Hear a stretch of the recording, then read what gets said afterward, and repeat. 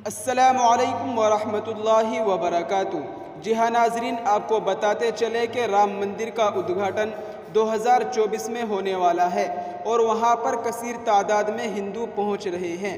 राम मंदिर अयोध्या उत्तर प्रदेश में बहुत बड़ी तादाद में हिंदू पहुँचेंगे और जिस वक्त वो वहाँ से वापस होंगे तो गोधरा गुजरात जैसा कांड हो सकता है। इस तरह की बात ये मैं नहीं कह रहा हूँ, बल्कि एक स्टेट का साबिक वज़ीर आला और एक बहुत बड़ी पार्टी का सदर इस तरह की बातें कर रहा है।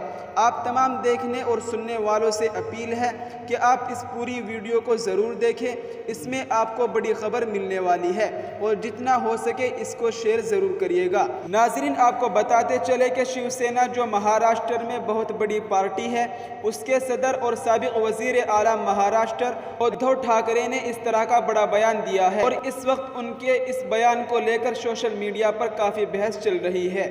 नाज़रीन, आप स्क्रीन पर देख सकते हैं, शिवसेना चीफ उद्धव ठाकरे ने दावा किया कि उत्तर प्रदेश के अयोध्या में राम मंदिर के उद्घाटन के लिए सरकार बसों और ट्रकों में बड़ी संख्या में लोगों को आमंत्रित कर सकती है, लेकिन जब ये लोग वापस लौटेंगे तो गोधरा जैसी घटना हो सकती है।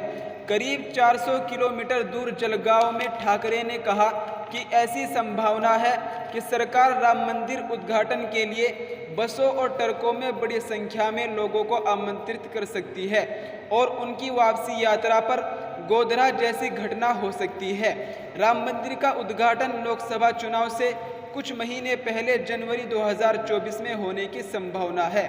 उद्धव ठाकरे ने बीजेपी आरएसएस की आलोचना करते हुए कहा कि उनके पास ऐसे प्रतीक नहीं है जिन्हें लोग अपना आदर्श माने, इसके बजाय सरदार पटेल और नेताजी सुभाष चंद्र बोस जैसे दिग्गजों को अपना रहे हैं। उन्होंने कहा कि वो बीजेपी आरएसएस उनके पिता बाल ठाकरे की विरासत पर दावा करने की कोशिश कर रहे हैं। तो नाज़रीन, ये इस वक्त की बहुत बड़ी खबर है जिससे हमने आपको अपडेट किया है। आपसे यही अपील है कि इस वीडियो को ज़्यादा से ज़्यादा शेयर करें और आप उनके इस बयान के मुतालिक क्या राय रखते हैं, अपनी राय का इजहार कमेंट में ज़रूर करिए।